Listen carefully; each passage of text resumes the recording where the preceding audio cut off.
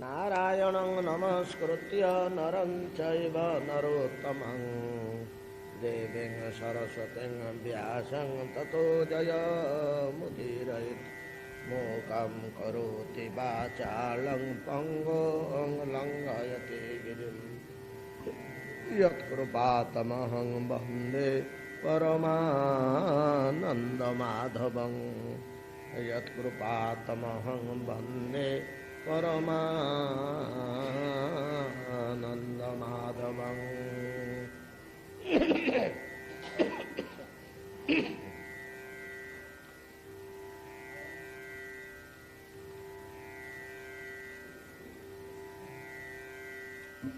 नारदस्य च संवाद ततः प्रयव्रतं द्विजा नाभिस्ततोऽनुचरितं वृषभस्य भरतस्य च द्युपवर्ष समुद्राणां गिरिनद्योपवर्णनं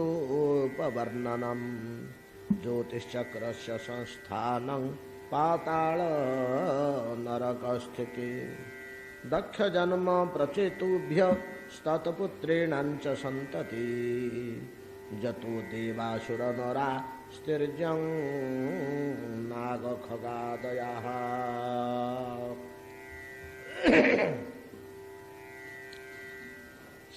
नैमिषारण्य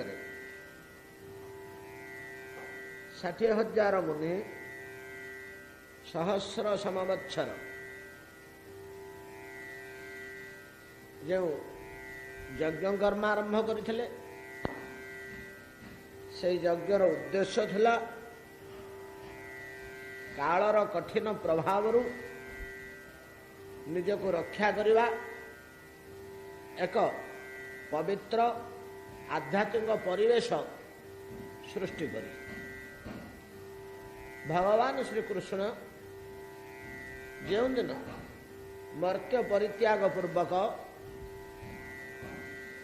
स्वधाम को प्रत्यावर्तन कले सत्य त्रेता द्वापर पर कलिजुग से ही दिन आच्छन्न कला विश्व मनुष्य समाज काल द्वारा चालित होती कालर प्रभाव अनिर्वार्य कालानुसारे आमको कार्य करने को है कालानुसारे खाद्य पेय वस्त्र भूषण आचरण चालीचरण भलमंद सब करने को है कालर ये एक अप्रतिहत प्रभाव समाज उपर रही कालर प्रभाव में आज ग्रीष्म काल भयंकर गरम होचे आमे समस्ते शीतल वस्तु संग्रह करुचु एवं खाद्य पेय वस्त्र भूषण चालचरण आचरण सबू आमर काल को धरी खरा दिन को सुहाइला भाया करुचु कालर प्रभाव में जो शीत काल आसी पहुँचुची तेबेले आमे ठीक यार उल्टा करुचु वर्षा काल रे वर्षारू रक्षा पाइबा पे आमर खाद्य पेय वस्त्र भूषण चालचरण गतिविधि सब बदली जाऊँ एठू आमे कालर प्रभाव को अनुभव करूँ पुणी आपण मैंने कालर प्रभाव अनुभव करेंगे दिवस और रात्रि काल रात्रि काल रे भय भीति विश्राम क्यों क्यों कार्य करणीय क्यों क्यों कार्य अकरणीय शास्त्र निर्णय कले दिवस रे क्यों क्यों कर्म करियो कहबो रात्रि रे क्यों क्यों कर्म करियो कहबो किपरि चलियो कहबो किपरि खाद्य ग्रहण करियो कहबो रात्रि रे दही खाइबोनी रात्रि रे साग खाइबोनी केते कथा अछि ये सब कालर प्रभाव ठीक तद्रूप कालर प्रभाव रे आमे शिशु युवक और वार्धक्य तीनोटी अवस्था भोग करुचु ये भी कालर प्रभाव आम शरीर उपर पिलादिन रे केमती चलियो को हबो युवक समय किपरि चलियो को हबो वृद्ध हेले किपरि चलियो को हबो खाद्य पेय वस्त्र भूषण चालीचरण आचरण सब बदली जाउछि एमती आमे सिना धरी पारुनु किंतु काल ही स्रोत आमको ठेली ठेली नौ ना जगत स्रोत जमी नदी शଯ୍ୟାରେ जलर गोटे फोर्स अच्छी से फोर्स टा अदृश्य जलहारा टाक आम देखिपु सीना ता भर फोर्स टाक आम देखिपारूनु काल गोटे शक्ति कौन आमको ठेली नौ आगू जे जन्मर मृत्यु पर्यंत आमको नहीं छाड़ी दूसरी से मृत्यु ठेली दौर आरपटू এই ପ୍ରକାର କାଳର ଅପ୍ରତିହତ ପ୍ରଭାବ ଅଛି। କାଳର ଶକ୍ତି କେହି ପ୍ରତିହତ କରିପାରନ୍ତି ନାହିଁ, ଏପର୍ଯ୍ୟନ୍ତ କେହି କରିନାହାନ୍ତି। ଭଗବାନ ମଧ୍ୟ କୋଉଠି କାଳକୁ ତେବେ ଗୋଟେ ଦୁଇଟା ପ୍ରମାଣ ମିଳେ କେବଳ ପ୍ରେମ ଶାସ୍ତ୍ରରେ।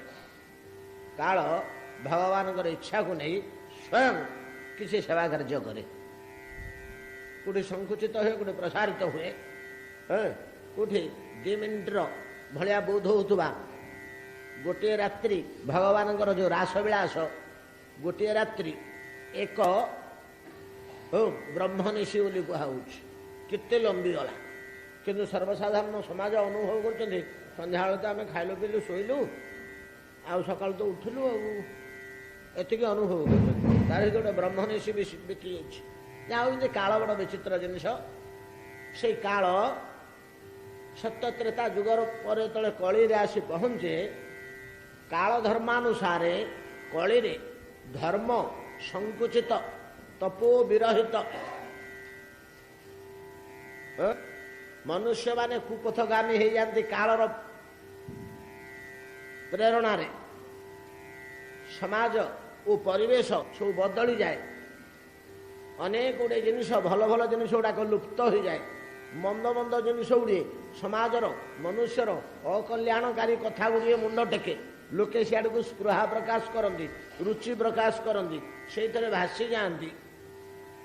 ଧର୍ମ 3 ପାଦ ନଷ୍ଟ ହୋଇ 1 ପାଦ ରହେ, ଅଧର୍ମ 1 ପାଦ ନଷ୍ଟ ହୋଇ 3 ପାଦ ରହେ। 3 ପାଦ ଅଧର୍ମ, 1 ପାଦ ଧର୍ମ। 3 ଗୁଣା ଅଧର୍ମ, ଗୁଣାଏ ଧର୍ମ। ଧର୍ମ ଯେ ସମ୍ପୂର୍ଣ୍ଣ ଲୋପ ହୋଇଯାଏ ସେ କଥା ନୁହଁ। ଧର୍ମ ଗୋଟେ ସତ୍ୟ ପଦାର୍ଥ, ତ ଏ ପୁରାପୁରି ଲୁପ୍ତ ହୋଇଯିବନି। ତ ଏ କଳିର ପ୍ରଭାବ ଦେଖି ମୁନି ଋଷିମାନେ, ତତ୍କାଳୀନ ଆର୍ଯ୍ୟାବର୍ତ୍ତର ମୁନି ଋଷିମାନେ, କି କଥା, ଲୋକ ଗୁଡ଼ା କ'ଣ ଅଧର୍ମାଚାରୀ ହେଇଯାଉଛନ୍ତି, ତାଙ୍କର ରୁଚି କାହିଁ ଅଧର୍ମ ଆଡ଼କୁ ବଢ଼ୁଛି। ଦାନ ଅପେକ୍ଷା ଚୋରିଟାକୁ କାହିଁକି ଏମାନେ ବଡ଼ ଗୁଣ ବୋଲିକିରି ଗ୍ରହଣ କରୁଛନ୍ତି। ଏ ପର୍ଯ୍ୟନ୍ତ ଥିଲା ଯେ ଦାନ କରିବା ଲୋକର ମହିମା ପ୍ରକାଶ ପାଉଥିଲା, ଚୋରି କରିବା ଲୋକ ନିନ୍ଦା ପାଉଥିଲା। ଇଏ କ'ଣ ବଦଳି ବଦଳି ଯାଉଛି। ଯେ ଚୋରି ଲାଞ୍ଚ ମିଛ କରିପାରୁଛି ତାକୁ ବାପ କହୁଛି ଏଇଟା ଯୋଗ୍ୟ ସନ୍ତାନ। ଯେ ଦାନ ଖଇରାତ କରିଦେଲା ସେ କହୁଛି ଏଇଟା କୁଳାଙ୍ଗାରୁଟେ ଜନ୍ମ ହୋଇଥିଲା ଯେ ମୋ ଘର ବୁଡ଼େଇ ଦେଲା।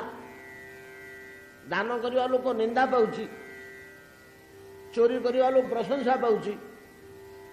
ଇଏ କ'ଣ ଓଲଟା କାରବାର ସବୁ। ଏଗୁଡ଼ାକ ଯେତେବେଳେ ମୁନି ଋଷିମାନେ ଦେଖିଲେ, ସେମାନଙ୍କ ମନରେ ସଂଶୟ ଆସିଲା। ଯେ କ'ଣ କଳିକାଳ ଆସିଗଲା କି?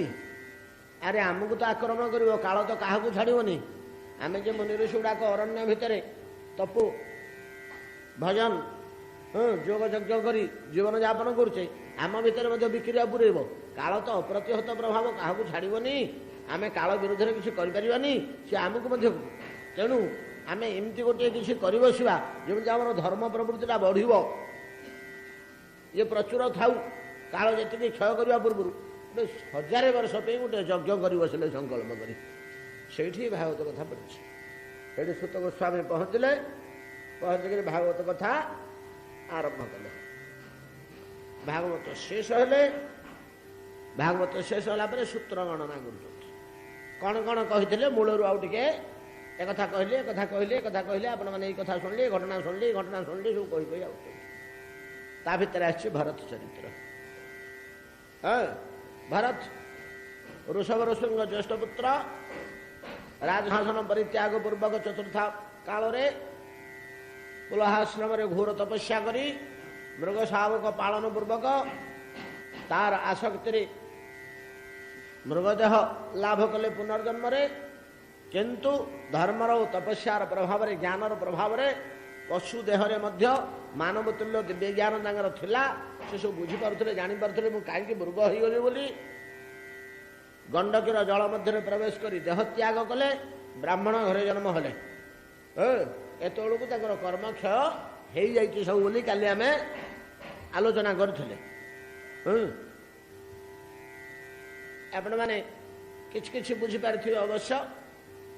ପ୍ରାରବ୍ଧ କ୍ଷୟ ହେଇଯାଇଥିଲା, ତେଣୁ ସେ ଜୀବନମୁକ୍ତ ଅବସ୍ଥାରେ ଥିଲେ। सबले ब्रह्मलीन अवस्था थे हरि उपासना हरिस्मरण अखंडित भाव में परिशेष दस्यु मान कालक्रमे दस्यु मान द्वारा अपहृत हो भद्रकाली निकट में पशु रूपे नर पशु रूपे अर्पित होला बेलू से भद्रकाली पशु रूपे खाद्य रूपे भरत को ग्रहण करने को समर्थ हेलेनी मस्तक ज्वाला उठला।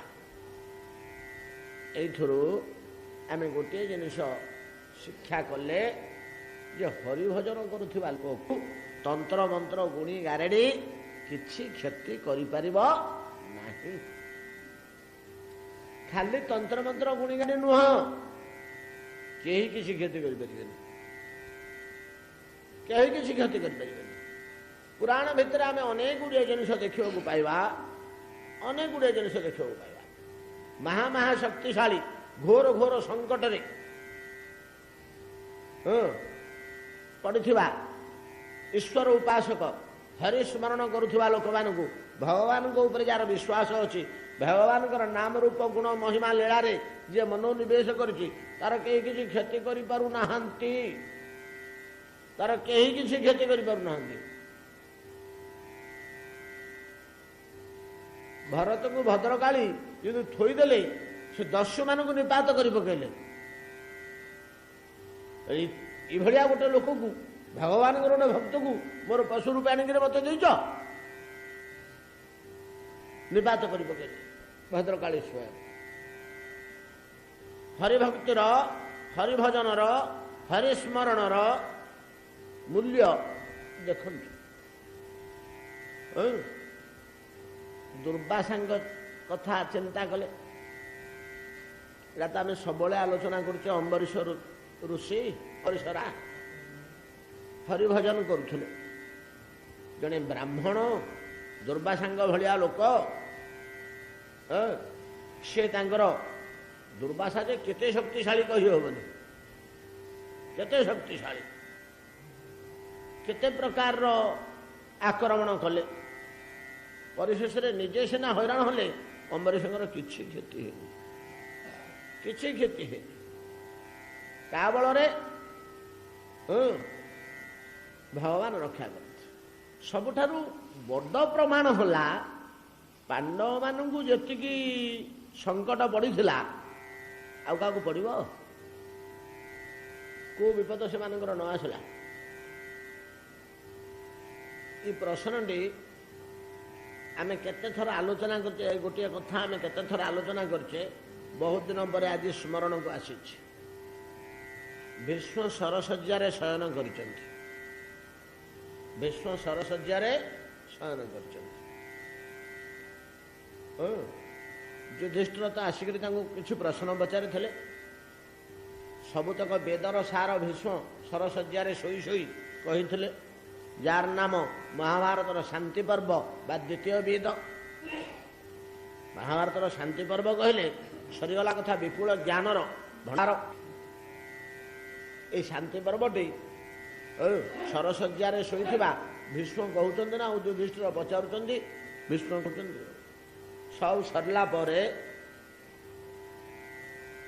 युधिष्ठिर पचारे पितामह आ मोर किसी आशंका नहीं मो मन जिते सन्देह थिला आपण सब दूर कले निजर ज्ञान बल गोटे प्रश्न मत कहतु तो आपणकर एत बड़ दीर्घ जीवन बहुत काल आप बंचिले आउ सर्वश्रेष्ठ व्यक्तित्व ग्रहण करी आपण जीवन में सबुठ बड़ आश्चर्य कौन आप अनुभव कर जिनिसटा आपणकर विपुल ज्ञान आगे मीमांसित हो पारिनी कौटा आप समाधान करें ना सन्देहपन्न अवस्था रही जाती आश्चर्य हो रही जाती एमती किसी घटना आम जीवन में घटी भीष्म कहले वत्स युधिष्ठिर हो गोटे मुझ प्राण त्याग करने पूर्व ता मीमांसा समाधान कर न पारि मोर विपुल ज्ञान बल मुझे समाधान कर कौन प्रकाश करंतु पितामह न वत्स युधिष्ठिर तुम्हें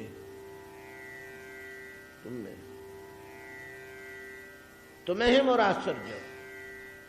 ଟିକେ ଲଜ୍ଜିତ ହେଲେ ଯୁଧିଷ୍ଠିର ପିତାମହ କଣ ଏମିତି କହୁଛନ୍ତି? ନା ହଁ, ତୁମେ କିଭଳିଆ ଲୋକ ନା ସ୍ୱୟଂ ଧର୍ମପୁତ୍ର। ଆମମାନଙ୍କ ଜୀବନରେ ଟିକେ ଧର୍ମର ଏପଟ ସେପଟ କୋଉଠି ହେଇଯାଇଥିବ, ତମ ଜୀବନରେ ହେଇନି। ଧର୍ମକୁ ସୁଚାରୁ ରୂପେ ପାଳନ କରିବା, ଯେତେ ବଡ଼ କଠୋର ପରିସ୍ଥିତି ଆସିଲେ ମଧ୍ୟ ଧୈର୍ଯ୍ୟଚ୍ୟୁତ ନ ହୋଇ ସ୍ୱଧର୍ମରେ ପ୍ରତିଷ୍ଠିତ ହୋଇ ରହିବା ବ୍ୟକ୍ତି ଜଣେ ତୁମେ। ସ୍ୱୟଂ ତୁମେ ଧର୍ମ ପୁରୁଷ, ଧର୍ମମୟ। ତୁମର ବାମ ପାର୍ଶ୍ୱ ରକ୍ଷା କରୁଛନ୍ତି ମହାବଳବାନ ବୃକୋଦର ଗଦାପାଣି ଭୀମ। ଦକ୍ଷିଣ ପାର୍ଶ୍ୱ ବିଶ୍ୱର ଶ୍ରେଷ୍ଠ ଧନୁର୍ଦ୍ଧର ପାଶୁପତାସ୍ତ୍ର ଯାହାଙ୍କ ପାଖରେ ରହିଛି ଅର୍ଜୁନ। ପୃଷ୍ଠଦେଶ ରକ୍ଷା କରୁଛନ୍ତି ନକୁଳ ଓ ସହଦେବ। ଯେପରି କୌଶଳୀ ସେପରି ବୁଦ୍ଧିମାନ, ନାଇଁ କି ମନ୍ତ୍ରଣା ଶକ୍ତିଯୁକ୍ତ। ସ୍ୱୟଂ ସୁଦର୍ଶନ ଚକ୍ର ତୁମକୁ ଉର୍ଦ୍ଧ୍ୱ ଦେଶରୁ ରକ୍ଷା କରୁଛି। ଏସବୁ ବାଦ ଭଗବାନଙ୍କର ଗୋଟିଏ ଆଖି କୋଟି କୋଟି ବ୍ରହ୍ମାଣ୍ଡ ଉପରେ, ଗୋଟିଏ ଆଖି ନିରନ୍ତର ତମ ଉପରେ। ଯୁଧିଷ୍ଠିର ଭଲ ଅଛନ୍ତି ତ? ତାଙ୍କର କିଛି ଅସୁବିଧା ନାହିଁ ତ? ଆମ ଭାଷାରେ ଏଇ କଥା ମୁଁ କହିଲି, ଗୋଟିଏ ଆଖି କୋଟି କୋଟି ବ୍ରହ୍ମାଣ୍ଡକୁ ଦୃଷ୍ଟିପାତ କରୁଛି, ଗୋଟିଏ ଆଖି ନିରନ୍ତର ତୁମ ଉପରେ। ଏଇଭଳିଆ ଚତୁଷ୍ପାର୍ଶ୍ୱରୁ ସୁରକ୍ଷିତ ତୁମେ। ଏ ସଂସାରର ଯେତେକ ଦୁଃଖ ଓ ଯେତେକ ବିପଦ ସବୁତକ ତୁମ ପାଖରେ। ଏତିକି ଦୁଃଖ ଏତିକି ବିପଦ କିଏ କେବେ ହେଲେ ପାଇନି। ଏପରି ଭାବରେ ସୁରକ୍ଷିତ ଯୋଉ ବ୍ୟକ୍ତି, ତାରି ପାଖରେ ସବୁତକ ବିପଦ। କି କଥା ଇଏ? ୟା ଭିତରେ କି ରହସ୍ୟ ଅଛି? ଏଇଟା ମୁଁ ଏପର୍ଯ୍ୟନ୍ତ ସମାଧାନ କରିପାରିଲି ନାହିଁ। ଏତିକି ଦୁଃଖ ଓ ବିପଦ ଭିତରେ ପାଣ୍ଡବ ମାନେ ଆତ୍ମନିର୍ବାହ କରି ମଧ୍ୟ କୌଣସି ଜାଗାରେ ତାଙ୍କର ଭୟାନକ ଭାବରେ କିଛି କ୍ଷତି ହେଇଯାଏ। କିଛି ସେମିତି କ୍ଷତି ହେଇଯାଏ। କାହିଁକି? ସେମାନେ ଥିଲେ ହରିଭକ୍ତ, କୃଷ୍ଣଙ୍କର ଏକାନ୍ତ ଭକ୍ତ। ନାରଦ ପ୍ରଭୃତି ତାଙ୍କୁ ହିଂସା କରୁଥିଲେ। ଯୋଉ ଭଗବାନଙ୍କୁ ଜୀବସାରା ଆମେ ଆସନା କରୁଛୁ, ସେ ତାଙ୍କ ଘରେ ସାଙ୍ଗ ହୋଇ ଚଳୁଛନ୍ତି, ତାଙ୍କ ପରିବାରର ଜଣେ ସଭ୍ୟ ହିସାବରେ ଚଳୁଛନ୍ତି, ଏକା ଥାଳିରେ ବସି ଖାଉଛନ୍ତି, ତାଙ୍କ ଘରେ ଚାକର ଭଳିଆ କାମ କରୁଛନ୍ତି। ଏଇଭଳିଆ ସେମାନଙ୍କର ଭକ୍ତି ଥିଲା। ଯେତେ ଯେତେ ବିପଦ ଆସୁଛି, କୋଉଠି କିଛି ଅସୁବିଧା ହେଇନି ତ? କଣ ନେଇଛି? ଅଗ୍ନିଦୁ ଗରଳଶ୍ଚୈବ ଶସ୍ତ୍ରପାଣି ଧନାପହ ଦାରା ବିତ୍ତ ପହାରିଚ ଷଡ଼େତେ ଆତତାଇନା। ଯୋଉ ଛଅଟାକୁ ମହାପାତକ ବୋଲି କୁହାହଉଛି, ଆତତାଇ ବୋଲି କୁହାହଉଛି। ଦୁର୍ଯ୍ୟୋଧନ ପ୍ରଭୃତି କୌରବ ଗଣ ସେ ଛଅଟା ଆଗ କାମ କରିଦେଇଛନ୍ତି। ତ ଛଅଟି ଆଗ କାମ ପାଣ୍ଡବଙ୍କ ପାଇଁ ପ୍ରୟୋଜନ କରିଦେଇଛନ୍ତି। ଯୋଉଗୁଡାକ ସଂସାରର ଶ୍ରେଷ୍ଠ କୁକର୍ମ ଛଅଟା ବଛା ହେଇଛି ଶାସ୍ତ୍ରରେ। ଯଉ ଘରେ ପୁରେଇ ନିଆଁ ମାଡ଼ି ଦେଇଛନ୍ତି ରାତି ଅଧରେ ଗୋପନରେ, ଅଗ୍ନିଦୋ ବିଷ ଦେଇ ଦେଇଛନ୍ତି ଭୀମଙ୍କୁ, ଗରଳଶୈବ ଶସ୍ତ୍ରପାଣି ବର୍ତ୍ତମାନ ଯୁଦ୍ଧରେ ଅସ୍ତ୍ର ଧରି ହତ୍ୟା କରିବାକୁ ଦୌଡ଼ିଛନ୍ତି, ଧନାପହ ଜୁଆ ଖେଳରେ ସବୁତକ ଧନ ନେଇଯାଇଛନ୍ତି, ଦାରା ଦ୍ରୌପଦୀଙ୍କୁ ଉଲ୍ଲଂଘନ କରିଦେଇଛନ୍ତି, ପତ୍ନୀକି ଛଡେଇ ନେଇଛନ୍ତି ତା ହାତରୁ। ଆମେ ଦ୍ରୌପଦୀକି ଜିଣିଲୁ ବୋଲି ସଭା ଭିତରେ ନଙ୍ଗଳା କର। ବିତ୍ତ ରାଜ୍ୟ ସମ୍ପଦ ନେଇଯାଇଛନ୍ତି ଛଅଟା। କିନ୍ତୁ ପାଣ୍ଡବ ମାନଙ୍କର ସେମିତି କିଛି ସେମାନେ ତଳିତଳାନ୍ତ ହେଇନାହାନ୍ତି, ଧ୍ୱଂସ ସାତ ହେଇଯାଇନାହାନ୍ତି, ଲୋପ ପାଇଯାଇନାହାନ୍ତି, ବରଂ ସ୍ୱଦେହରେ ସ୍ୱର୍ଗାରୋହଣ କରିଛନ୍ତି। କା ବଳରେ? ହରିଭକ୍ତି ବଳରେ। ଏଇଥିରୁ ଆମେ ଶିକ୍ଷା ପାଉଛୁ ଭରତଙ୍କ ଚରିତ୍ରରୁ आम जब टे जगन्नाथ पाखे मन लगे पारिबु आमको कौन सी शक्ति नष्ट कर दे पारिबनी कौन सी शक्ति आमको नष्ट कर दे कौन सी शक्ति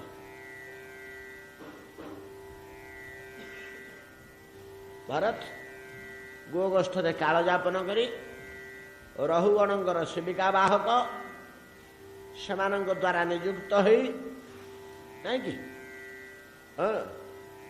सेविका बहन करी चलिए काली ए पर्यंत आम आलोचना करते सेविका बहन करी चलते 7 जन 8 जन 10 जन सेविका बाहक सेविका कहले सवारी राजा रहुगण बसचंदी ज्ञान विपासु रहुगण जाउचंदी कुआडे राज्य सिंहासन छाड़ी अरण्य भितर अरण्य रे कौन कर बहु मृगया ना ना ना मृगया उद्देश्य राजा जाऊना कपिल मुनि आश्रम को जाउचंदी अरण्य भितर खोजे कपिल मुनि कौटी अच्छा कहीं राजांगर वैराग्य आसी रहुगणकर से विद्वान लोक पंडित लोक वयस्क लोक वैराग्य आसी दिव्य ब्रह्मज्ञान लाभ करने से लालसायुक्त मन मन स्थिर कर कपिल को गुरु करी मुनि कपिल कपिल मुनि को गुरु करी पाद सेवा पूर्वक किसी ज्ञान लाभ करेंगे ये उद्देश्य जाऊँ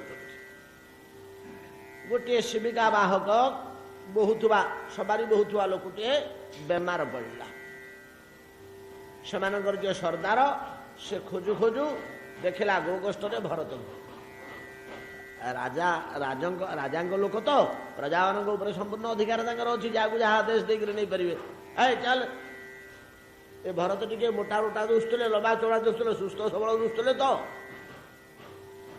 बेश प्रसन्न आ प्रफुल्ल मन अच्छा दुग्ध पान कर ब्रह्मलीन अवस्था सुगठित सुंदर शरीर युवक सरदार भावेला लोकटा भल बोहिब 3 जनकर भार एका बोहिब मजबूतिया अच्छी जबरदस्ती डाक नहीं गला चलो भरत मध्य कहले चलो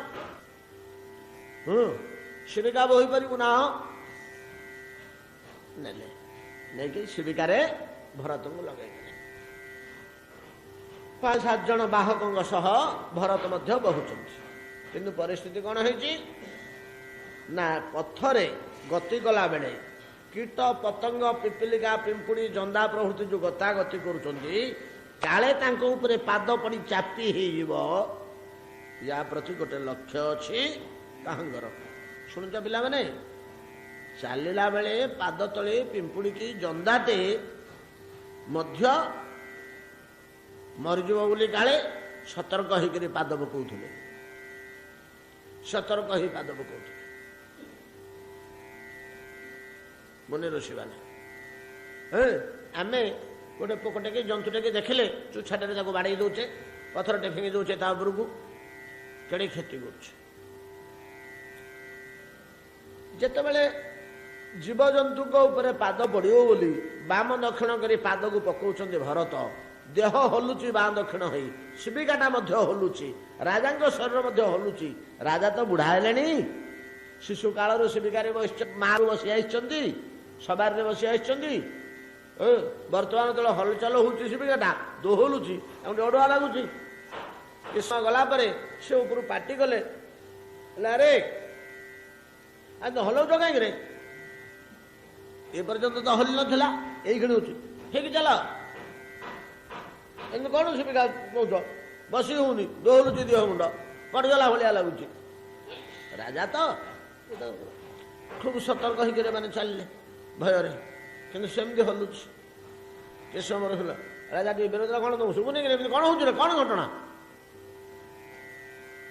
जो कड़ाक कहले सेवक मैंने कहले मणिमा ये जो नुआ लोकटा को आणिक पुरई सरदार या साथ आम बोही पारबनी आज्ञा आमको समस्त मुंड काट हम शेष या जो गोटाक लोक एमती हलौच आमको बोहिला बेलू बड़ कष्ट हो कांध उपर सुविधाटा हलिले आमको कष्ट हो आज्ञा आम तो आज पर्यटन बोही आणुलु आम अभ्यास पिला दिनू किसी असुविधा नहीं कि या साथ आम कांध पीड़ा हो ठीक आम पाद पड़ुनि बड़ गोलमाल करुच्ची जो समस्ते ये कथा नवेदन कर कहले ବିଜ୍ଞ ରାଜା ଚାହିଁଲେ କୋଉ ଲୋକଟା ନା ଆଜ୍ଞା ଏଠି ନୂଆ ଲୋକଟା ଯୋଉଟା ଚାହିଁଲେ ଟିକେ ତଳକୁ ଗୋଲ ଗାଲ ହେଇକିରି ଖୁବ ମୋଟା ଅଣ୍ଟା ଡେଣା ଉଚ୍ଚା ଉଚ୍ଚା କାନ୍ଧ ନାଇଁକି ହେଲେ ରେ ଠିକ ଚାଲ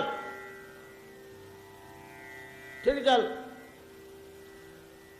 ଚାଲିଲା ସବାରେ ସେମିତି ଦୋହଲୁଛି ରାଜା ବିଗଡ଼ିଲେ ବୋଲେ କଣ ଭୂତଟା ନା କଣ ରେ ତୁ କଣ କହିଲେ ଶୁଭୁନି ନାଇଁକି ଭାରତଙ୍କ ଭିତରକୁ ସେ ମୋଟେ ଭେଦ କରିଛି ସେମିତି ଚାଲିଲେ ଆଉ ଖଣ୍ଡ ବାଟା ପୋକଜୋକ ମରିଯିବେ ଆଉ ସେ ଗୋଡ଼ ଏପଟେ ସେପଟେ ପକେଇବାକୁ ବାଧ୍ୟ ହେଉଛନ୍ତି ଆଉ ସେ ବି କାହଲୁଛି ଆଉ ଶେଷକୁ ରହୁଗଣ ରାଗିଗଲେ ଶେଷକୁ ରହୁଗଣ ରାଗିଗଲେ ରାଗିକିରି କ'ଣ କଲେ କିରେ ତୁ ଜାଣିପାରୁନୁ ମୁଁ ଏ ରାଷ୍ଟ୍ରର ରାଜା ବାରମ୍ବାର ମୁଁ ଆଦେଶ କରୁଛି ମୋ ଆଦେଶକୁ ତୁ ଅବଜ୍ଞା କରୁଛୁ ରେ ମୋ ଆଦେଶକୁ ତୁ ଅବଜ୍ଞା କରୁଛୁ ତୁ ଶିବିକା ବାହକଟେ ହେଇ ମୁଁ ମହାରାଜା ଚକ୍ରବର୍ତ୍ତୀ ଆଜି ପର୍ଯ୍ୟନ୍ତ କେଡ଼େ କେଡ଼େ ରାଜାମାନେ ମୋ ଆଦେଶ ଅବଜ୍ଞା କରିପାରୁନଥିଲେ ମୋର ପ୍ରତାପ ତୁ ଜାଣିନୁ କିରେ ମୋର ତେଜ ତୁ ଜାଣିନୁ ବୋଧେ ଚିହ୍ନିନୁ ମତେ ମୁଁ ଏ ପୃଥିବୀର ମହାରାଜା ଚକ୍ରବର୍ତ୍ତୀ ମୋ ଆଦେଶ ତୁ କ'ଣ ମାନୁନୁ ତୁ କ'ଣ ଦୁର୍ବଳ ଗୋଟେ ତୋ ଦେହରେ ବଳ ନାହିଁ ବଡ଼ ଦୁର୍ବଳିଆ ହେଇଯାଇଛୁ ତୁ ମାନେ ତାଚ୍ଛଲ୍ୟରେ ପରୋକ୍ଷବାଦରେ ଏଇଟା କହୁଛନ୍ତି ପ୍ରକୃତ କିଛି ଖାଉନୁ ପିଉନୁ ତୁ ତୋ ଦେହ ବଡ଼ ଦୁର୍ବଳ ହେଇଯାଇଛି ରେ ତୋ ଦେହରେ ମୋଟେ ବଳ ନାହିଁ ଚାଲିବାକୁ ଶକ୍ତି ନାହିଁ ତୋର ସେଥିପାଇଁ ବୋହି ପାରୁନୁ ଖୁବ ମୋଟାରୋଟା ପିନ ତୁଙ୍ଗ ଶରୀର ହେଇଛି ତ ଭରତଙ୍କର ତେଣୁ ତାଚ୍ଛଲ୍ୟଗିରି କହୁଛନ୍ତି ଦୁର୍ବଳ ହେଇଯାଇଛୁ କୁଶ ହେଇଯାଇଛୁ ସେଥିପାଇଁ ଚାଲିପାରୁନୁ କଡ଼ା କରି ଯେତେବେଳେ ବେଶୀ ଚାରିପଦ କହିଲେ ଭରତ ଉତ୍ତର ଦେଲେ ହେଲେ ମହାରାଜ ଆପଣ ସତ କଥା କହୁଛନ୍ତି ଆପଣଙ୍କ ବାକ୍ୟରେ କିଛି ହେଲେ ମିଥ୍ୟା ନାହିଁ ଆପଣ ମହାସତ୍ୟ କହୁଛନ୍ତି ବୋଲି ମୁଁ ପାଟି ଖୋଲିଲି ନହେଲେ ଖୋଲି ନଥାନ୍ତି ଏପର୍ଯ୍ୟନ୍ତ ଖୋଲୁ ନଥିଲି ଏମାନେ ମୋ ବିରୁଦ୍ଧରେ କହିଲେ ଆପଣ ମଧ୍ୟ ପୂର୍ବରୁ କହିଥିଲେ ମୁଁ ପାଟି ଖୋଲୁ ନଥିଲି କିନ୍ତୁ ଆପଣଙ୍କର ସତ୍ୟ ଭାଷଣ ଶୁଣି ମୋର ମନ ପ୍ରଫୁଲ୍ଲ ହୋଇଗଲା ତେଣୁ ମୁଁ ଆପଣଙ୍କୁ ପ୍ରଶଂସା କରି କହୁଛି ଆପଣ ଜଣେ ସତ୍ୟବାଦୀ ଲୋକ ପ୍ରକୃତରେ ଆପଣ ଯେଉଁ କହିଲେ ମୋ ଦେହରେ କିଛି ହେଲେ ବଳ ନାହିଁ ମୁଁ ବଡ଼ ଦୁର୍ବଳ ମୁଁ ମୋଟେ ମୋଟା ସୋଟା ନୁହଁ ମୁଁ କିଛି ଖାଇପାରେନି ଏମିତି ନାନା ପ୍ରକାର କଥା କହିଲେ ଆଉ କାହିଁକି ମହାରାଜ ନା ମୁଁ ହଉଛି ଶୁଦ୍ଧ ବୁଦ୍ଧ ନିତ୍ୟ ମୁକ୍ତ ଆତ୍ମା ଆତ୍ମା ଖାଏ ନା ଆତ୍ମା ମୋଟା ନୁହେଁ କି ପତଳା ନୁହେଁ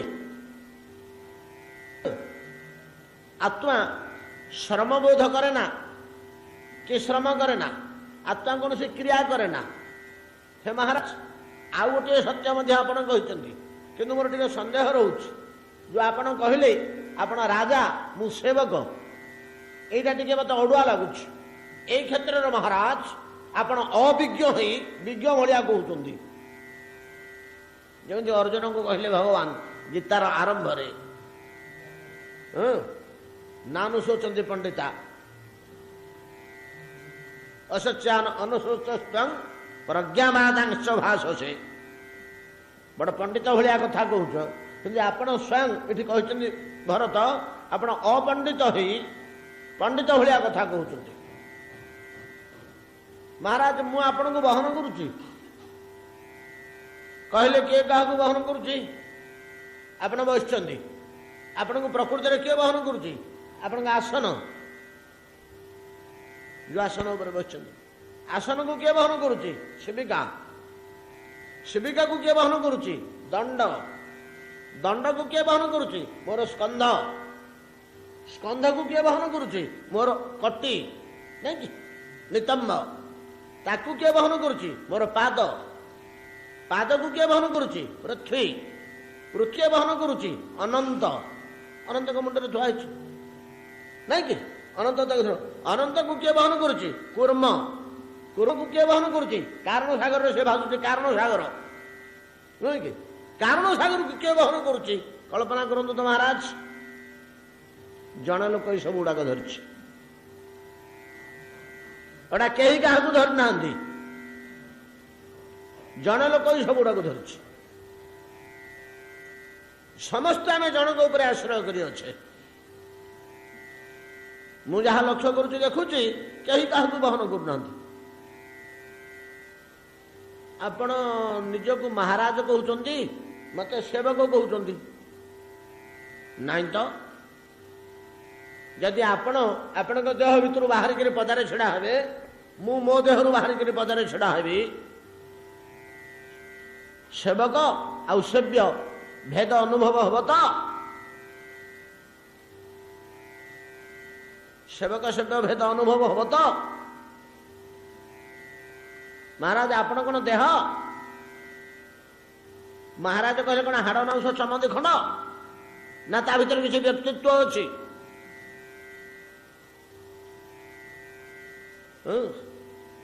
ତା ଭିତରେ ଯଦି କିଛି ବ୍ୟକ୍ତିତ୍ୱ ଅଛି, କିଛି ସତ୍ତା ଅଛି, ସେ ସେବକ ନା ସେବ୍ୟ? ସେ ସେବକ ନୁହେଁ କି ସେବ୍ୟ ନୁହେଁ। ସେବ୍ୟ ସେବକ ଧର୍ମରୁ ସେ ବାହାର। ଆମେ ସମସ୍ତେ ସମାନ, ଏକ ସଚ୍ଚିଦାନନ୍ଦ ସତ୍ତା। ଏତିକି ତ କହିଛନ୍ତି।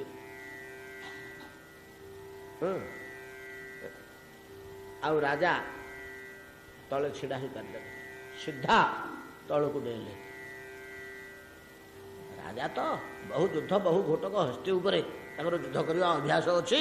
ଶିବିକାରୁ ତଳକୁ ଡେଇଁ ଲମ୍ବ ହୋଇ ଭରତଙ୍କ ଚରଣରେ ପଡ଼ିଗଲେ।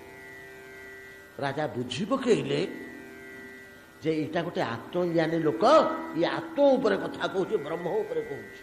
ଯୋଉଗୁଡ଼ାକ ଶାସ୍ତ୍ରରୁ, ବ୍ରାହ୍ମଣମାନଙ୍କ ଠାରୁ, ସାଧୁମାନଙ୍କ ଠାରୁ, ମହାପୁରୁଷମାନଙ୍କ ଠାରୁ ରାଜ ଦରବାରରେ ଯେତେବେଳେ ଆମର ଧର୍ମ ଚର୍ଚ୍ଚା ହୁଏ, ବେଦ ଉପନିଷଦ ଚର୍ଚ୍ଚା ହୁଏ, ଯୋଉ କଥା ଗୁଡ଼ାକ ମୁଁ ସେଠି ଶୁଣିଥିଲି, କିଛି ବୁଝିପାରିନଥିଲି, ସେଇ କଥା ଗୁଡ଼ାକ ତ ଇଏ କହୁଛି।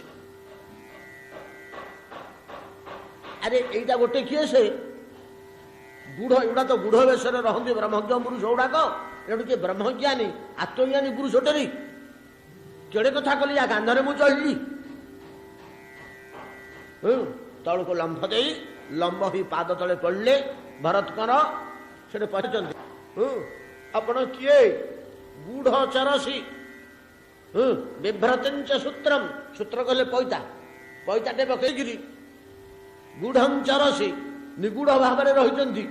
ଏ ଭିତରେ ଗୌଡ଼ ଭଳିଆ, ଶିବିକା ବାହକ ଭଳିଆ, ସାଧାରଣ ଲୋକ ଭଳିଆ, ଗୋରୁ ପାଳକ ଭଳିଆ ଏପଟେ ସେପଟେ ବୁଲୁଛନ୍ତି। ଆପଣ କିଏ? ଆଉ ଗୋଟେ କଥା ସେଠି କହି ପକେଇଛନ୍ତି, ମୁଁ ଯୋଉ କପିଳଙ୍କ ପାଖକୁ ଯାଉଥିଲି, ଅନ୍ତଃକରଣରେ ମୋର ତାଙ୍କ ପ୍ରତି ଗଭୀର ଶ୍ରଦ୍ଧା, ଗଭୀର ବିଶ୍ୱାସ, ମୁଁ ମନେ ମନେ ତାଙ୍କୁ ଗୁରୁ ରୂପେ ବରଣ କରିଛି। ଆପଣ ସେଇ କପିଳ ମୁନିକି ଦୟା କରିକିରି ମୋତେ ବାଟରେ ଦର୍ଶନ ଦେଇଛନ୍ତି। ଏଇ ଶିବିକା ବାହକ ରୂପରେ ଦେଇଛନ୍ତି କି? ମୁଁ କେଡ଼େ କଥା କଲି, ଆପଣଙ୍କ କାନ୍ଧରେ ମୁଁ ବସିଲି ତ, ୟାଠୁ ବୋଲିକିରି ବଡ଼ ଅପରାଧ ଆଉ କିଛି ନାହିଁ। ହେ ବ୍ରହ୍ମନ୍, ମତେ ସର୍ବୋତ ଭାବରେ କ୍ଷମା କରନ୍ତୁ। ଗୋଟେ ଶ୍ଲୋକ ସେଠି କହିଛନ୍ତି, ନାହଂ ବିଶଙ୍କେ ସୁରରାଜ ବଜ୍ରାତ୍ ନ ତ୍ରକ୍ଷ ଶୂଳାତ୍ ନ ଯମସ୍ୟ ଦଣ୍ଡାତ୍ ନ ଇନ୍ଦ୍ର ଅଗ୍ନି ବିତ୍ତପାସ୍ତ୍ରାତ୍ ନ ଇନ୍ଦ୍ର ଅଗ୍ନି ସୋମ ବିତ୍ତପାସ୍ତ୍ରାତ୍ ଭୃଶଂ ବିଶଙ୍କେ ବ୍ରହ୍ମକୁଳାବତଂସାତ୍। ନାହଂ ବିଶଙ୍କେ ସୁରରାଜ ବଜ୍ରାତ୍। କହୁଛନ୍ତି ନାହଂ ବିଶଙ୍କେ ସୁରରାଜ ବଜ୍ରାତ୍। ସୁରାଜ ଦେବରାଜ ଇନ୍ଦ୍ରଙ୍କର ବଜ୍ରକୁ ମୋର ଟିକେ ହୁଏ ନାହିଁ, ହାଡ଼କୁ ମୁଁ ଭୟ କରେ ନା। ଏଇଭଳିଆ ମୁଁ ଶକ୍ତିଶାଳୀ, ଏଭଳିଆ ଅସ୍ତ୍ରଜ୍ଞ, ମୋର ଅସ୍ତ୍ରବିଦ୍ୟା ଏତେ ଉନ୍ନତ ଯେ ଇନ୍ଦ୍ରଙ୍କର ବଜ୍ର ମୋର କିଛି କ୍ଷତି କରିପାରିବନି, ମୁଁ ତାକୁ ପ୍ରତିହତ କରିଦେଇ ପାରିବି। ନାହଂ ବିଶଙ୍କେ, ମୋର ଭୟ ନାହିଁ ତା ପ୍ରତି। ନାହଂ ବିଶଙ୍କେ ସୁରରାଜ ବଜ୍ରାତ୍ ନ ତ୍ରକ୍ଷ ଶୂଳାତ୍।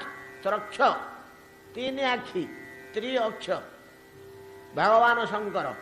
ଭଗବାନ ଶଙ୍କରଙ୍କର ଶୂଳକୁ ମଧ୍ୟ ମୋର ଭୟ ନାହିଁ। ନ ତ୍ରକ୍ଷ ଶୂଳାତ୍ ନ ଯମସ୍ୟ ଦଣ୍ଡାତ୍। ଯମଙ୍କର ଦଣ୍ଡକୁ ମଧ୍ୟ ମୋର ଭୟ ନାହିଁ। ଦରକାର ପଡ଼ିଲେ ମୁଁ ଟକ୍କର ଦେଇପାରିବି ଯମଦଣ୍ଡ ସହ, 2-4 ଘଣ୍ଟା ଅଟକେଇ ଦେବି ଯମଦଣ୍ଡକୁ। एभलिया अस्त्र शक्ति मो पाखरे अछि। सोम अग्नि वित्तपास्त्रात्, सोम चंद्रमा अग्नि वित्तपा कुबेर वरुण अनिल वायु एमानकर अस्त्र को देवता मानक अस्त्र को मध्य मोर भय नहीं।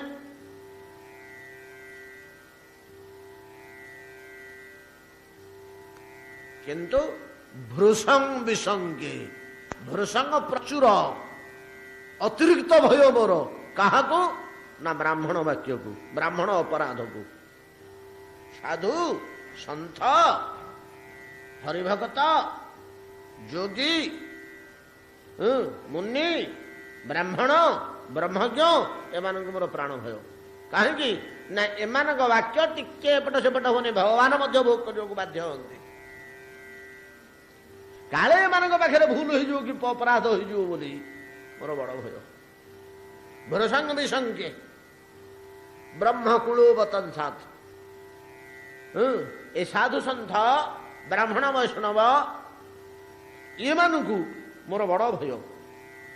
बाकी इंद्रंगर वज्र शिवंगर शूल को मोर खातिर नहीं। एमानकर जदि अभिशाप हो जाए यांक पाखर जो अपराध हो जाए अभिशाप न दियंतु अपराधटे होगला से चुप रहीगले मन टे कष्ट है पिलाटा एमती व्यवहार कला क्यों छाड़ कौन कर अज्ञान मूर्ख गुड़ाक तो ता मन टे कष्ट होगला चलनी मोर अधगति आरंभ होगला से दिन नहीं कि जिते बड़े कश्यपंग निकटरे दीप्ति एकांत अली गले मते पुत्र प्रदान करंतु कश्यप कौन कले हे देवी तुम्हें विज्ञा विचार कर एटा सायंकाल संध्या समय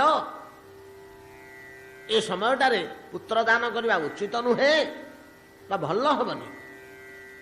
किंतु दीप्ति बुझिलेनी कटाल कले से गर्भाधान कले स्नान शौच कर आसी कश्यप कहले दीप्ति द्वितीय आसिक प्रणाम कले पतिंग चरण आशीर्वाद कले दीप्ति तुम गर्भरु दुईटी संतान जात हे मु दिव्य ज्ञान बल जन पड़ू किंतु दीटा एक संतान आसुरी स्वभाव रही संध्या कालटा संध्या काल गर्भाधान करने को हला काल आज्ञा कालर प्रभाव देखु आम कौन धरिया कालर प्रभाव कौटी कौन कर कालर प्रभाव से उदंड राक्षस हे ये जगत को खाली दह्यमान करेंगे लोके कलबल छटपट हे कि देवता कि साधु कि सन्थ कि ब्राह्मण कि साधारण नागरिक ये समस्त को खाली मंथन करेंगे ये चरम दुख देवे समस्त को। द्वितीय थोड़ी कहले मो पुत्र माने जगतर क्षयकारक जगत पीड़क लोक को कलबल हटहटा करेंगे समस्ते कांदे पिला जो सांगे सांगे गोड़ धरी पकड़े काशी पकड़े कहले भगवान आर्यपुत्र आपण सर्वशक्ति संपन्न आप सब किसी करेंगे मत गोटे बर दिंतु मत गोटे बर दिंतु ना किए बर विचार कर माग ना दिंतु बर ना हाँ जदि युक्तियुक्त बर यथार्थ बर मागिब ताहले देवी आपण वाक्य तो एपट सेपट हम नहीं निश्चय मोर पुत्र जोड़ाक जगत पीड़क हे एति मत कृपा करंतु मो पिले कौन सी ऋषि ब्राह्मणर अभिशाप न मरी भगवान हाथ में मरंतु। कश्यप कहले अस्तु भल बरटे मागिच जे जगत पीड़क से तो मरब समस्ते तो मृत्यु मुखर पड़े एटा स्वाभाविक कथा किंतु स्वाभाविक मृत्यु अलगा ये जगत पीड़क केतबेले का हाथ में मर तार किसी टिक टिकଣା नहीं मुनि ऋषि अभिशाप न मरी मो पुओ माने दीप्ति मागुंट बर जन्म होना गर्भर संसार होती से दिन भगवान के हाथ में जोड़ाक बद्ध हूँ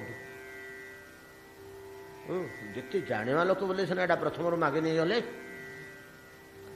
दीप्ति प्रकृत में ज्ञानमयी बोली तापर वर्णना कर जो व्यक्ति मुनि ऋषि साधु सन्थ अभिशाप बा अपराधरु सेमानंकर अंतःकरण रे दुख प्रदान करी अपराधी हुए କିପରି ତାର ହୀନ ଗତି ହଏ।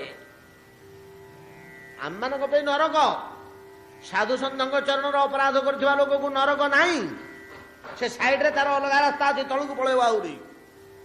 ଆମେ ଯେଉଁମାନେ ପାପ କର୍ମ କରି ପକଉଛେ ଆମେ ନରକକୁ ଯିବା, 5, 10, 25 ବର୍ଷ ନରକ ଯନ୍ତ୍ରଣା ଭୋଗ କରିବା, ଆଉ ଥରେ ଆସିବା।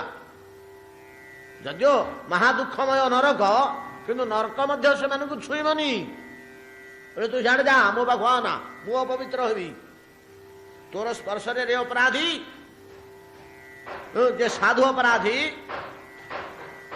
ଯେ ହରିଭକ୍ତ ନିକଟରେ ଅପରାଧୀ, ଯେ ବ୍ରହ୍ମଜ୍ଞ ପୁରୁଷଙ୍କ ନିକଟରେ ଅପରାଧୀ, ସେ ଅଭିଶାପ ନ ଦିଅନ୍ତୁ। ଆଉ ଯଦି ଅଭିଶାପ ଦେଲେ ତ ତା କଥା ଅଲଗା। ତାର ଆଉ ମୋଟେ କଳ୍ପ କଳ୍ପ ଧରି ଊର୍ଦ୍ଧ୍ୱଗତି ନାହିଁ। ଏଗୁଡ଼ିକ ସବୁ ବର୍ଣ୍ଣନା କରିଛନ୍ତି ସେଠି, ପ୍ରାୟ 8-10ଟା ଶ୍ଲୋକ କହିଛନ୍ତି। ଦ୍ୱିତୀୟ କହୁଛନ୍ତି ତାର ୟା ହବ, ତାର ୟା ହବ, ତାର ୟା ହବ, ହେ ଭଗବାନ ଏତିକି କୃପା କରନ୍ତୁ। ଯଦି ମୋ ପୁଅମାନେ ଦୁଷ୍ଟ ହେଇଯିବେ, ଜଗତ ପୀଡ଼କ ହେଇଯିବେ, ସମସ୍ତଙ୍କୁ କଲବଲ କରିବେ, କଷ୍ଟ ଦେବେ, ଅନ୍ତତଃ ସେମାନେ ଭଗବାନଙ୍କ ହାତରେ ହତ ହୁଅନ୍ତୁ। ବ୍ୟକ୍ତି ଜାଣନ୍ତି ଯେ ଭଗବାନଙ୍କ ହାତରେ ହତ ହଏ, ସେ ଊର୍ଦ୍ଧ୍ୱଗତି ଭଲ ଗତି ପାଏ, ତାର ସମସ୍ତ ପାପ ଏକାଳକୁ ପୋଡ଼ିଯାଏ।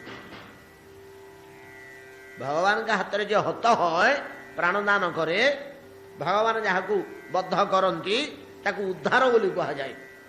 କୋଉଠି ହେଲେ ତାକୁ ବଦ୍ଧ ବୋଲି କୁହାଯାଏନି।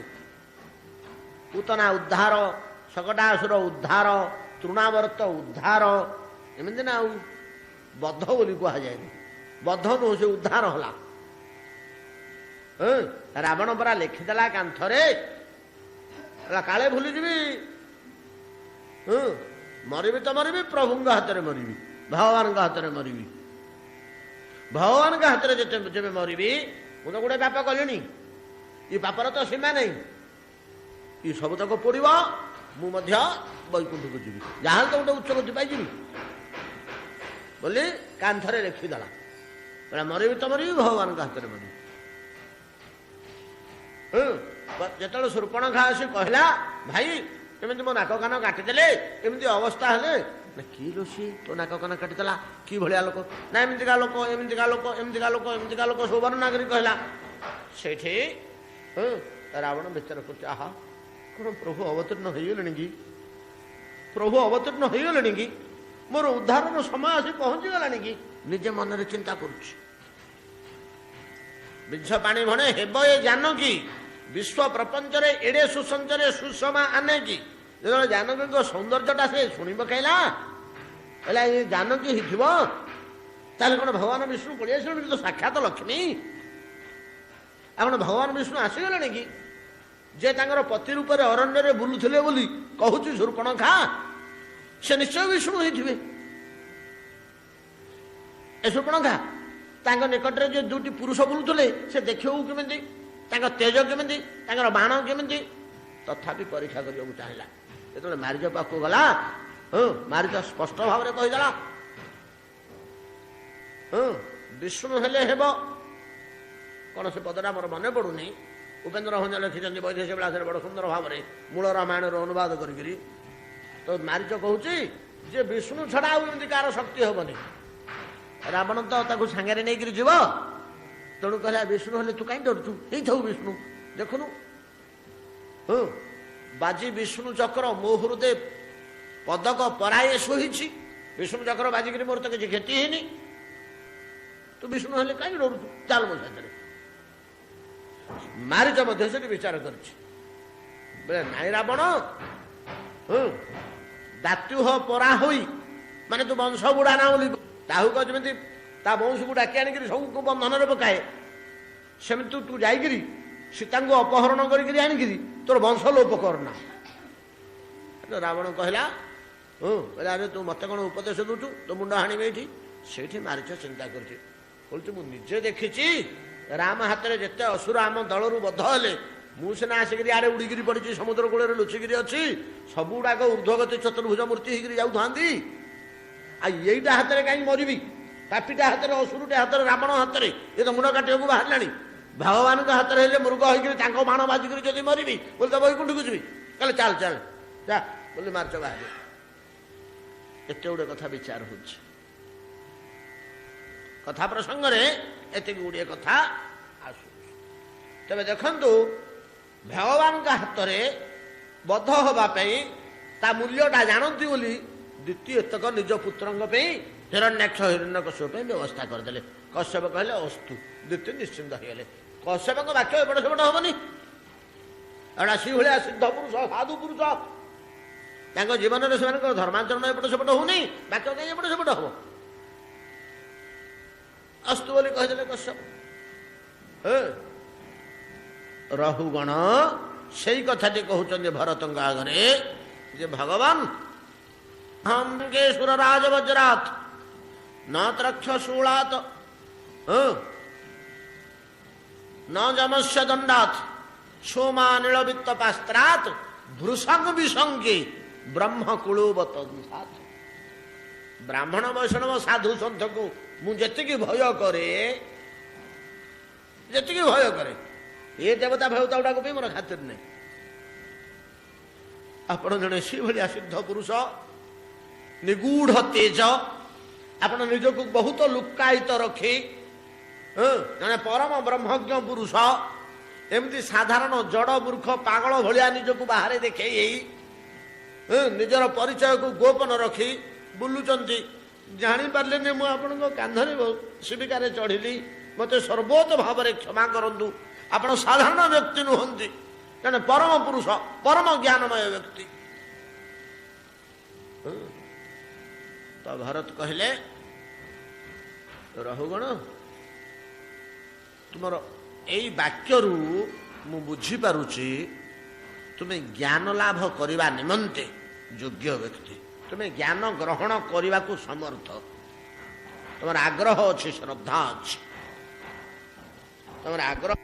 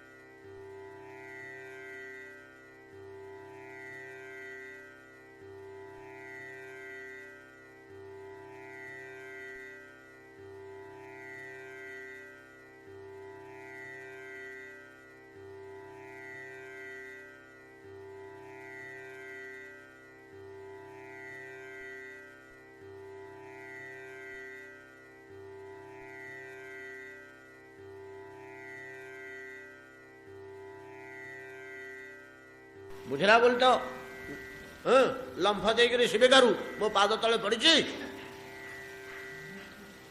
ତାହେଲେ ତୁମର କ'ଣ ଦରକାର ନା ମୋତେ କିଛି ଶିକ୍ଷା ଦିଅନ୍ତୁ। ମୁଁ ରାଜ ସିଂହାସନ ଛାଡ଼ିଦେଇ ଆସୁଥିଲି ଅରଣ୍ୟ ଭିତରେ ମୁନି ଋଷିମାନଙ୍କ ନିକଟକୁ କିଛି ଜ୍ଞାନ ଆହରଣ କରିବା ପାଇଁ। ଭରତ କେତେ ଗୁଡ଼ିଏ ପ୍ରଶ୍ନ ପଚାରିଲେ, ଲକ୍ଷ୍ୟ କଲେ ଯେ ଏଇଟା ଜ୍ଞାନ ପିପାସୁ ଅବସ୍ଥାରେ ଅଛି। ଏଇখানে ଯାହା ବତେଇଲେ ସବୁ ସେ ପିଇଯିବ, ଗ୍ରହଣ କରିଯିବ।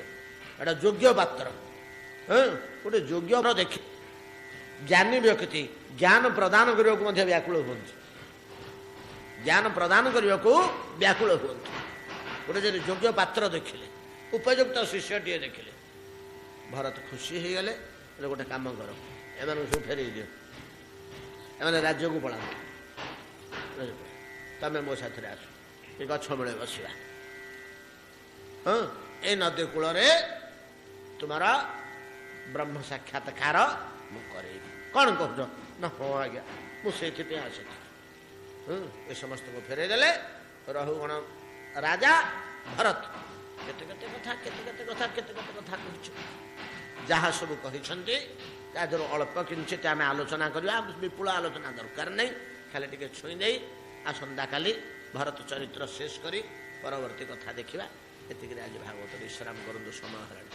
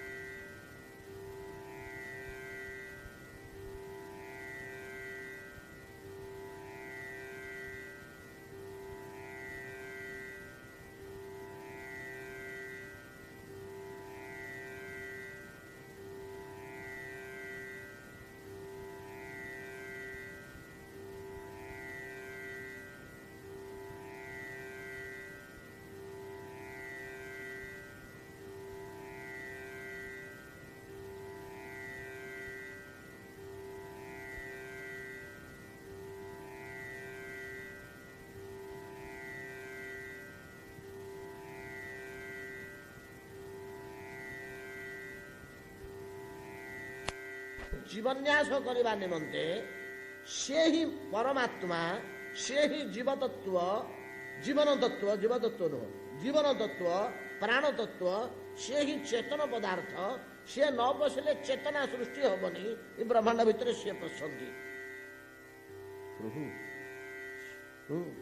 ସେ ଭିତରେ ପଶିଗଲେ ଆପଣ ଆମ ଭଳିଆ ଆପଣ ତ ଅଜ୍ଞାନ ହେଇଯାଉଥିବେ।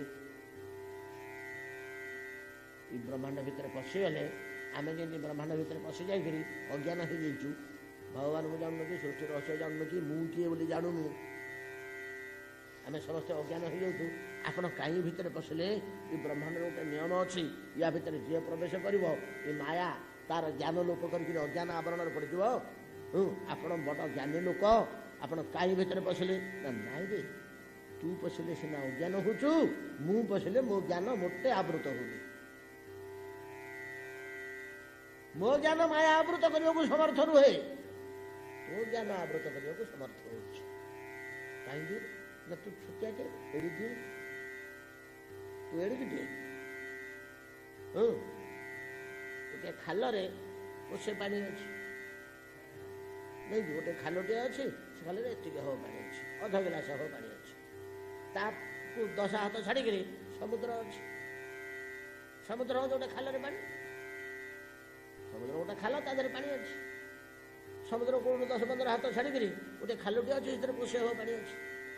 ସେଥିରେ ଆଞ୍ଜୁଳେ ବାଲି ପକେଇଦେଲେ ସେ ପାଣିଟାକୁ ଶୁଖିଗଲା। ଆଉ କେତେ ବାଲି ପକେଇଲେ ସମୁଦ୍ରର ପାଣିଟା ଶୁଖିବ? ବାଲି ପକେଇ ପକେଇ ସମୁଦ୍ର ପାଣି ଶୁଖେଇ ପାରିବା? ସମୁଦ୍ର ପାଣି ଶୁଖିବ। ସେମିତି ମୁଁ ସମୁଦ୍ର ତୁଲ୍ୟ, ଖାଲ ତୁଲ୍ୟ। ମାୟା ଆଞ୍ଜୁଳି ବାଲି ପକେଇଦେଲେ ତୋ ଜ୍ଞାନ ଲୋପ ପାଇଗଲା, ଆଉ ପାଣି ନାହିଁ। କିନ୍ତୁ କେତେ ବାଲି ପକେଇବ ଯେ ମତେ ଅଜ୍ଞାନ କରିବ? ତେଣୁ ମତେ ମାୟା ଅଜ୍ଞାନ କରିପାରେ ନା। ମୁଁ ବ୍ରହ୍ମାଣ୍ଡରେ ପଶିଲେ ମଧ୍ୟ ତ ପ୍ରକାଶିତ ଜ୍ଞାନ ଜ୍ଞାନମୟ ଅବସ୍ଥାରେ ଥାଏ, ଅଜ୍ଞାନ ହୁଏ ନା। ଜୀବତତ୍ଵଟା ବ୍ରହ୍ମାଣ୍ଡ ଭିତରେ ପଶିଲେ ଅଜ୍ଞାନ ହୋଇଯାଏ। ପ୍ରଭୁ ଜ୍ଞାନମୟ ଜୀବ ମଧ୍ୟ ଅଛନ୍ତି କି? ନା ହଁ ଅଛନ୍ତି। କୋଉଠି ଅଛନ୍ତି? ମୋ ଚାରିପଟେ ଭର୍ତ୍ତି ହେଇଛନ୍ତି ଜୀବଗଣା, ଏଗୁଡ଼ା ସବୁ ଜ୍ଞାନମୟ, ଏଗୁଡ଼ାକ ସବୁ ଜ୍ଞାନମୟ। ଏଇଗୁଡ଼ାକୁ କହନ୍ତି ବୈକୁଣ୍ଠବାସୀ, ବୈକୁଣ୍ଠ ଲାଭ। ତାଙ୍କୁ ମାୟା ସ୍ପର୍ଶ କରୁନି, ଏମାନେ ଅଜ୍ଞାନ ନୁହନ୍ତି। ଏମାନେ ମୋତେ ଜାଣୁଛନ୍ତି, ମୋର ମହିମା, ମୋର ରୂପ, ମୋର ସୌନ୍ଦର୍ଯ୍ୟ, ମୋର ଶୋଭା, ମୋର ଆନନ୍ଦ ପାନ କରୁଛନ୍ତି, ବିଭୋର ହେଇକିରି ଅଛନ୍ତି। ତୁ ଚଣ୍ଡାଳ ପଶିକିରି ବ୍ରହ୍ମାଣ୍ଡ ଭିତରେ ସବୁ ଭୁଲି ଯାଇଛୁ। ଟଙ୍କା ପଇସା, ପୁତ୍ର ପତ୍ନୀ, ଧନ ସମ୍ପଦ, ମାନ ସମ୍ମାନ, ପଦବୀ, ଶତ୍ରୁ ମିତ୍ର, ରୋଗ ବ୍ୟାଧି, ଏମିତି ଗୁଡ଼ାକରେ ଘାଣ୍ଟି କରି ଏମାନେ ନାହିଁ। ସେଇଠୁ ଜୀବଗଣା ଛେଟିକି ଆସି ବ୍ରହ୍ମାଣ୍ଡ ଭିତରେ ପ୍ରବେଶ କରି ବ୍ରହ୍ମାଣ୍ଡର ଗୋଟିଏ ଛୋଟିଆ ଆକୃତି ଦେହ ବୋଲି ଧାରଣ କରି, ଏଟା ବ୍ରହ୍ମାଣ୍ଡର ଛୋଟିଆ ଆକୃତିଟା ନା, ଆଉ ପିଣ୍ଡ ବ୍ରହ୍ମାଣ୍ଡ ଆକୃତି କରି ଅଜ୍ଞାନ ହେଇ ବସିଛୁ। ନା ଭିତରେ ପଶିକିରି ଅଜ୍ଞାନ ହେଲୁ? ତୋ ଭଳିଆ ଯେତେ ବସିଛନ୍ତି ସମସ୍ତେ ଅଜ୍ଞାନ। କିନ୍ତୁ ମୁଁ ୟା ଭିତରେ ପଶିଲେ ମଧ୍ୟ ମୁଁ ଅଜ୍ଞାନ। ଭଗବାନ ୟା ଭିତରେ ଯଦି ପ୍ରବିଷ୍ଟ ହୁଅନ୍ତି, ମାୟା ଭଗବାନଙ୍କର ଜ୍ଞାନକୁ ଆଚ୍ଛନ୍ନ କରିପାରେ ନା। ମାୟା ଦ୍ୱାରା ସେଇଟାକୁ ତିଆରି କରନ୍ତି, ପାଳନ କରନ୍ତି, ବିନାଶ କରନ୍ତି। ତଥାପି ବ୍ରହ୍ମାଣ୍ଡ ଭିତରେ ସେ ପ୍ରବିଷ୍ଟ ହେଲେ ମଧ୍ୟ ତାହାଙ୍କର ଜ୍ଞାନକୁ ମାୟା ଆବୃତ କରିପାରେ ନା। ସେ ପୂର୍ବବତ ଜ୍ଞାନମୟ ଅବସ୍ଥାରେ ରହନ୍ତି। ସୃଜତି ହରତି ପାତି ତ୍ୟାଖ୍ୟାୟାନାବୃତାକ୍ଷ। ଅନାବୃତାକ୍ଷ ଅର୍ଥାତ ଅନାବୃତ, ଅକ୍ଷ ଜ୍ଞାନ। ତାଙ୍କର ଜ୍ଞାନଟା ଅନାବୃତ ହେଇ ରହେ। ଆମର ଜ୍ଞାନ ଯେମିତି ଆବୃତ ହେଇଯାଇଛି, ଢାଙ୍କୁଣୀ ପଡ଼ିଯାଇଛି। ଭଗବାନ ବ୍ରହ୍ମାଣ୍ଡ ଭିତରେ ପ୍ରବେଶ କଲେ ମଧ୍ୟ, ପ୍ରବିଷ୍ଟ ଅବସ୍ଥାରେ ଥିଲେ ମଧ୍ୟ ତାହାଙ୍କର ଜ୍ଞାନ ଆବୃତ ହୁଏ ନା। ବିବୃତ ଇବ ନିରୁକ୍ତ ସ୍ତତ୍ପରେଇ ରାତ୍ୱଲଭ୍ୟ। ବିବୃତ ଇବ ନିରୁକ୍ତ, ନିରୁକ୍ତ ଯଦିଓ ବ୍ରହ୍ମାଣ୍ଡ ଭିତରେ ପ୍ରବେଶ କରି ବିବୃତ ଭିନ୍ନ ଇବ ଦୃଶ୍ୟତି। ବିବୃତ ଭିନ୍ନ, ଅଲଗା। କଣ ବିବୃତ? ପଶିବା ପୂର୍ବରୁ ଗୋଟେ ପ୍ରକାର ଥିଲେ, ପଶିବା ପରେ ଗୋଟେ ପ୍ରକାର ହେଲେ। ଟିକେ ଚିନ୍ତା କରନ୍ତୁ। ବ୍ରହ୍ମାଣ୍ଡ ଭିତରେ ପଶିବା ପୂର୍ବରୁ ଅଙ୍ଗ ଉପାଙ୍ଗ ପାର୍ଶ୍ୱଦ ଆୟୁଧ ଆକଳ୍ପ ରୂପ ତେଜ ଶୋଭା ସୌନ୍ଦର୍ଯ୍ୟ ଆନନ୍ଦ ମାଧୁର୍ଯ୍ୟରେ ପୂର୍ଣ୍ଣ ହୋଇଥିଲେ। ଭିତରେ ପଶିଗଲା ପରେ ସତ୍ତା ମାତ୍ର ନିରାକାର। ତେଣୁ ବିବୃତ ଭଳିଆ ଦେଖାଯାଉଛନ୍ତି ସିନା। ନିରୁକ୍ତ, ନିରୁକ୍ତ ଶାସ୍ତ୍ର ମାନଙ୍କରେ ନିତରାଙ୍ଗ ଉକ୍ତ ସିଦ୍ଧାନ୍ତ କରାଯାଇଛି ଯେ ତୁ ୟାଙ୍କୁ ହିଁ ଉପାସନା କରି କରି ତାଙ୍କୁ ପାଇଯିବୁ, ତାଙ୍କୁ ହିଁ ଉପାସନା କରି ୟାଙ୍କୁ ପାଇଯିବୁ। କୋଉଟା ହେଲେ ତୁ ଗୋଟେ ପାଇଲୁ, କୋଉଟା ହେଲେ ଧରିକିରି ଗୋଟାଏ ପା। ନିରାକାର ସତ୍ତାଟାକୁ ପାଇଲେ ସାକାର ସତ୍ତା ମଧ୍ୟ ତୋ ହାତକୁ ପଳେଇ ଆସିବ।